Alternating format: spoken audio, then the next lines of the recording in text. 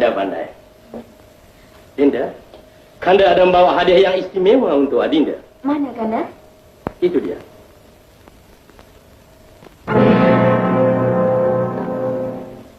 Ayahanda! Adinda! Adinda! Dia bukan lagi Adinda kamu berdua. Tapi dia adalah mem besar dalam rumah ini. Kamu berdua, pergi berdiri di ujung sana. Lekas! Apa yang terhege-hege itu, ha?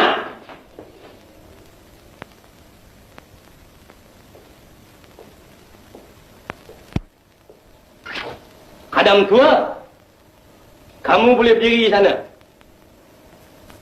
Baik, Ananda Abdul Wahub. Abdul Wahab? Tidak, Tuhan. Yang mulia Tuan Besar, Intan Payung. Ya, mesti hormat. Tuan.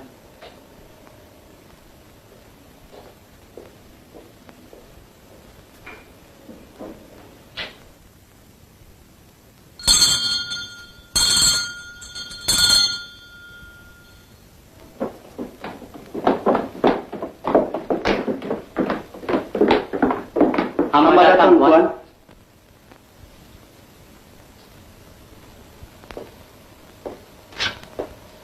Kenalkah kamu pada si Khadam tua itu? Dia inilah yang menyebabkan kita menjadi papa kedana. Mari kita cekirkan dia.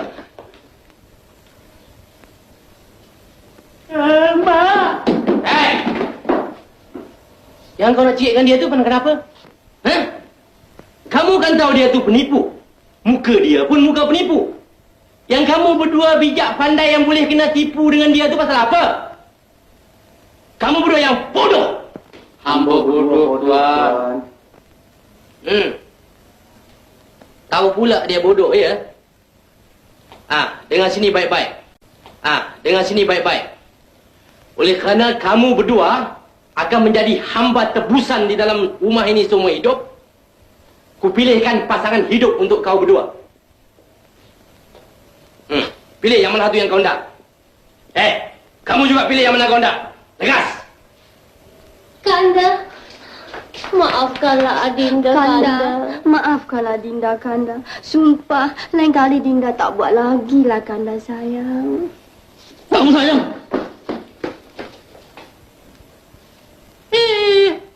Merajuk gunun. Penyamun. Lepak. Tegas, datang minta maaf. Sudahlah, Kanda. Janganlah merajuk. Marilah Dinda pujuk. Kesiankanlah Dinda, Kanda. Kalau Kanda tak kesiankan, siapa lagi? Tak mau. Tahu sudah. Dinda, kalau makan pakai bau lagi tak? Sumpah tidak. Kalau tidur, kena tidur kandang kuda lagi tak? Tidak. Tuan, saya pilih yang ini. Saya yang ini, Tuan.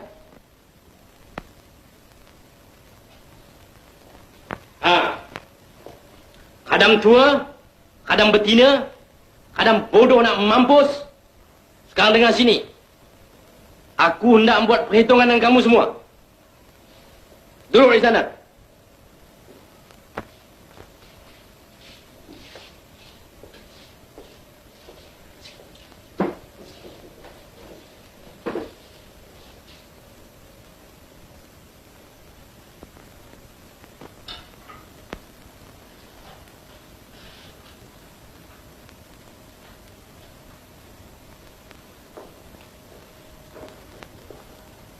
Kadang-kadang sekalian, Tuan. Aku boleh membebaskan kamu semua. Tetapi dengan satu syarat. Apa syaratnya, Tuan? Begini. Sekarang, harta-harta Allah Yarham Ismet Ulam Raja yang di dalam negeri dan juga di luar negeri, beserta dengan harta Sadik Segaraga Khadam tua, menjadi hamba yang punya. Sekarang, suku daripada bahagian tersebut hamba serahkan kepada Abdul Wahab dan suku kepada Abdul Wahid. Itu tidak adil. Hamba suku bahagian, dia suku bahagian, sedangkan tuan hamba separuh bahagian. Padahal tuan hamba adik yang paling kecil. Aku bukan adikmu, Bahlul. Aku adalah tuan besar di dalam rumah ini. Suku pun sukulah, Tuan. Kamu setuju? Setuju. Kamu? Setuju, Tuan. Jikalau kamu setuju, turunkan tanda tanganmu di kontrak ini. Ah.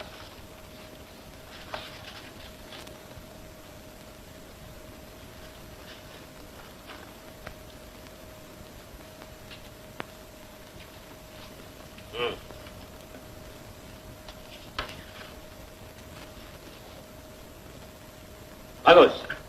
Khadam, Tuan. bangun dan berdiri sana.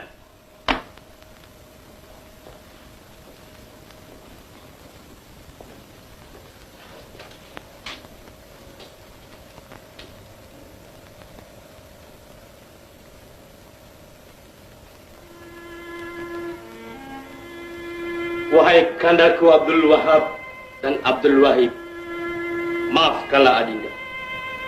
Walaupun perbuatan Adinda ini terlalu zalim, tapi perbuatan ini ialah semata-mata untuk menyadarkan Kanda berdua dan semata-mata untuk mencari keadilan. Maafkanlah Adinda, wahai Kanda. Kekanda maafkanlah Abdul Wahab. Kanda juga, Abdul Wahab. Dari hari ini, Kanda bersumpah Kanda tak mau tamak-tamak lagi. Terima kasih, Kanda. Silakan duduk, wahai Kandaku yang mulia.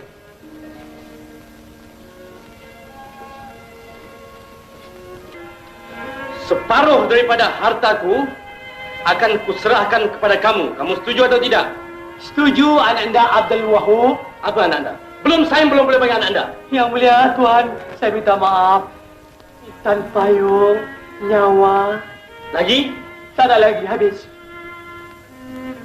Adinda Gasidah, bawakan kontrak ini.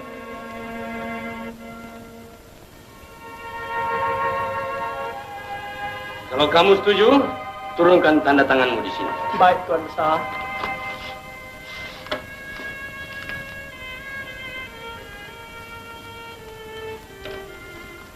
Apa yang kau tiup? Itu bolpen. Hamba salah, Tuan. Bagus.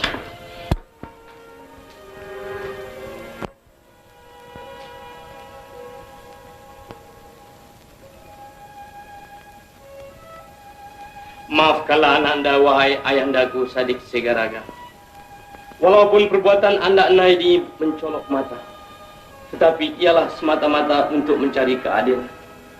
Maafkanlah anak anda dan maafkanlah Gasidah. Ayahanda maafkan dari dunia sampai akhirat. Terima kasih ayahanda. Ayahanda marah lagi tak? Tidak.